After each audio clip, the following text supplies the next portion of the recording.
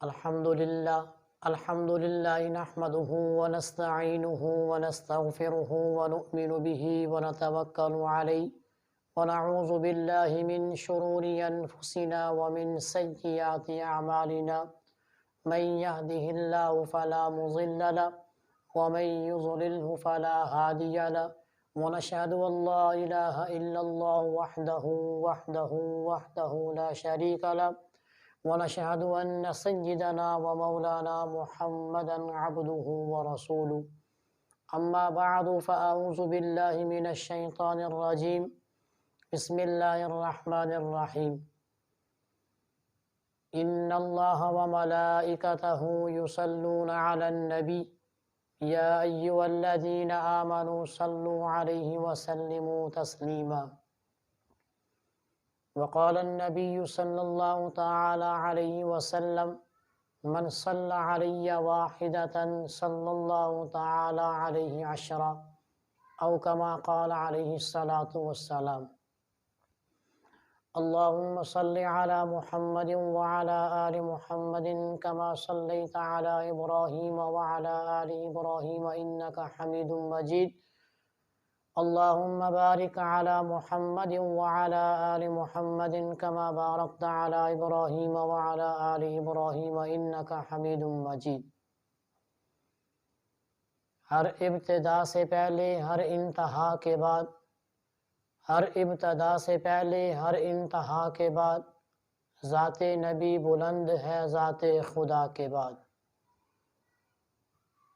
آج کی ویڈیو کے اندر چند ایسی باتوں کو آپ کے سامنے ذکر کریں گے جو باتیں روزے کے متعلق ہیں، اور کم علمی کی وجہ سے، سنی سنائی باتوں کی وجہ سے بہت سارے میرے بھائی، میری بہنیں، دوست، احباب ایسے جو صرف سن کر بغیر تحقیق کے یہ سمجھ بیٹھتے ہیں کہ شاید ہمارا روزہ ختم ہو گیا، ہمارا روزہ ٹوٹ گیا، ہمارا روزہ مکروہ ہو گیا، کہ ہم سے یہ فلاں کام سرزد ہو گیا۔ تو چند ایسے کام احادیث کی روشنی میں ذکر کریں گے کہ ان سے روزے کے اندر کوئی فرق نہیں پڑتا۔ بس آپ سے یہ گزارش ہے کہ چونکہ ماہ مقدس اپنے اختتام کی طرف جا رہا ہے، رحمت کا عشرہ گزر چکا ہے، دوسرا عشرہ شروع ہے، ایک تو خوب روزے کا اہتمام کیا جائے، تراویح کا اہتمام کیا جائے، تلاوت قرآن کا اہتمام کیا جائے، تاکہ ہم زیادہ سے زیادہ اللہ تعالیٰ کی مدد، اللہ تعالیٰ کی نصرت حاصل کر سکیں۔ وہ کون سی احادیث ہے جن حدیث کے اندر آپ علیہ السلام نے کچھ چیزوں کا ذکر کیا کہ جن کے بارے میں آج بہت زیادہ لوگ غلط فہمی کا شکار ہیں۔ بسم اللہ الرحمن الرحیم۔ عن ابی ہریرہ رضی اللہ تعالی عنہ قال قال رسول اللہ صلی اللہ تعالی علیہ وسلم من نسی وهو صائم فأکل او شرب فلیتم صومہ فإنما أطعمه اللہ وسقاہ۔ حضرت ابو ہریرہ رضی اللہ تعالی عنہ سے روایت ہے کہ رسول اللہ صلی اللہ تعالی علیہ وسلم نے فرمایا، جس نے روزے کی حالت میں بھول کر کچھ کھا پی لیا تو اس سے اس کا روزہ نہیں ٹوٹا۔ بھول کر اس نے کچھ کھا لیا، بھول کر اس نے کچھ پی لیا، تو بھولنے کی وجہ سے جو اس نے کھایا یا پیا اس سے اس کا روزہ نہیں ٹوٹا۔ وہ قاعدے کے مطابق اپنے روزے کو پورا کرے، جیسے روٹین سے اس کا پہلے روزہ تھا اسی طرح اس کا روزہ ہے، تو وہ اپنے روزے کو کیا کرے، اسی طرح پائے تکمیل تک پہنچائے، بغیر دل میں کوئی گمان پیدا کیے ہوئے، بغیر دل میں شک کو پیدا کیے ہوئے، کیونکہ اس کو اللہ تعالیٰ نے کھلایا اور پلایا ہے۔ فَإِنَّمَا أَطْعَمَهُ اللَّهُ وَسَقَاهُ، اللہ نے اس کو کھلایا، وَسَقَاهُ، اللہ نے اس کو پلایا۔ اس نے خود ارادہ کر کے روزہ نہیں توڑا، اس لیے اس کا روزہ برقرار ہے۔ تو اس حدیث سے ایک بات تو ہمارے سامنے آ گئی کہ اگر بھول کر آپ میں سے کسی نے کھا لیا، کسی نے پی لیا، تو بھول کر کھانے سے روزہ نہیں ٹوٹتا، بھول کر پینے سے روزہ نہیں ٹوٹتا، بلکہ یہ فَأَطْعَمَهُ اللَّهُ وَسَقَاهُ، اس بندی کے ساتھ اللہ تعالیٰ کی طرف سے مہمانی ہوئی کہ اللہ کی طرف سے اس کو کھانے کا موقع ملا، پینے کا موقع ملا۔ لیکن اگر بھول جانے کے بعد اس نے کھا لیا، پی لیا، اس کے بعد اس نے یہ سمجھا کہ میرا روزہ تو ٹوٹ گیا، اور بعد میں پھر وہ جان بوجھ کر کھا لیتا ہے یا جان بوجھ کر پی لیتا ہے، تو تب اس کا روزہ ٹوٹ جائے گا۔ پہلی صورت میں نہیں ٹوٹے گا، لیکن دوسری صورت میں اگر اس نے یہ گمان کیا کہ روزہ میرا ٹوٹ گیا، پھر اس نے کھا لیا یا پی لیا، تو اس کا روزہ ٹوٹ جائے گا۔ ایک حدیث سے تو یہ بات سمجھ آ گئی کہ بھول کر کھانے اور بھول کر پینے سے روزہ نہیں ٹوٹتا، روزہ فاسد نہیں ہوتا، بلکہ اپنی اصلی حالت پر ہی وہ برقرار رہتا ہے۔ دوسری احادیث، عن نبی سعید رضی اللہ تعالی عنہ قال قال رسول اللہ صلی اللہ تعالی علیہ وسلم ثلاث لا یفطرن الصائم الحجامہ القیئی والاحتلام۔ حضرت ابو سعید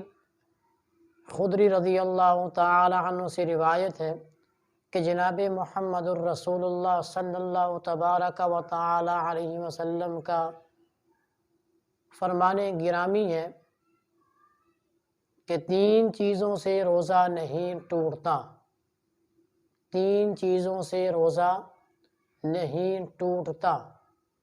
نمبر 1 پشنے لگوانا، نمبر 2 قے ہو جانا، اور نمبر 3 احتلام ہو جانا۔ یہاں پر کچھ تفصیل ہے جو انشاءاللہ پھر کسی موقع پر ذکر کریں گے کہ کیا کتنی مقدار میں آئے تو روزہ ٹوٹ جاتا ہے اور کتنی مقدار میں آئے تو روزہ نہیں ٹوٹتا۔ البتہ احادیث کے اندر آپ نے یہ چیز دیکھی کہ 3 چیزوں کی وجہ سے روزہ نہیں ٹوٹتا، پشنے لگوانا، قے کا آ جانا اور احتلام کا ہو جانا۔ تیسری حدیث وہ بھی حضرت ابو ہریرہ رضی اللہ تعالی عنہ سے مروی ہے، سماعت کیجئے۔ عن ابی ہریرہ رضی اللہ تعالی عنہ قال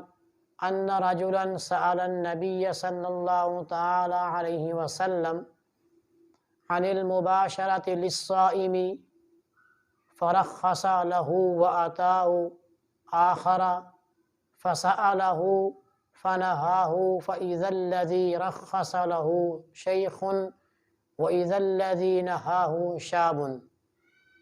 حضرت ابو ہریرہ رضی اللہ تعالی عنہ سے روایت ہے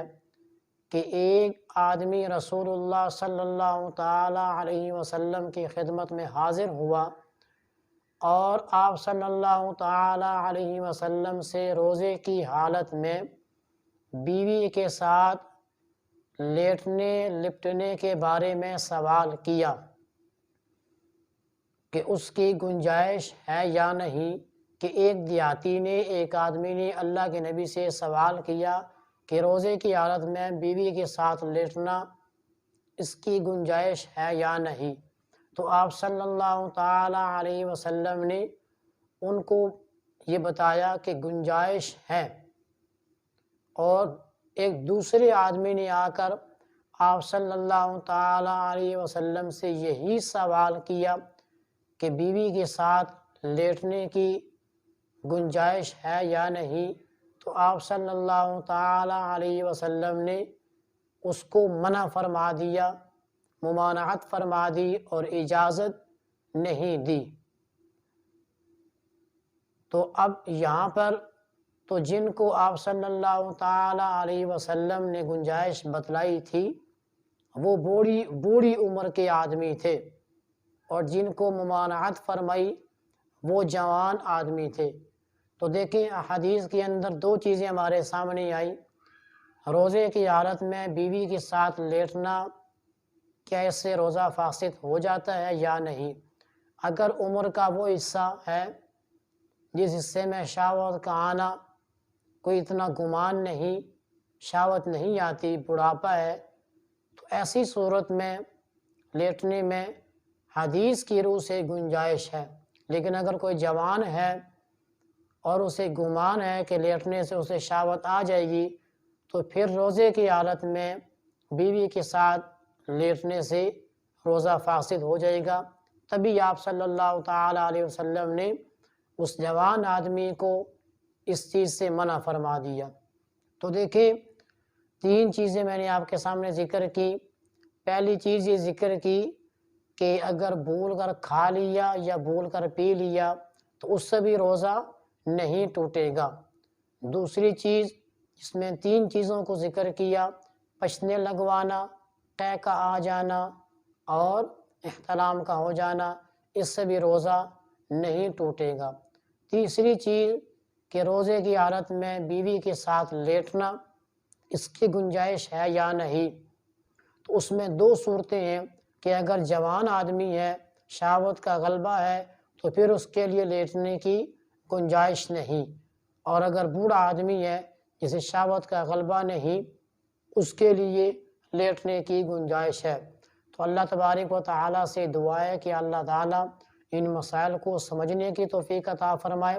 اور ان کے مطابق ہمیں اپنا روزہ رکھنے کی، گزارنے کی توفیق عطا فرمائے۔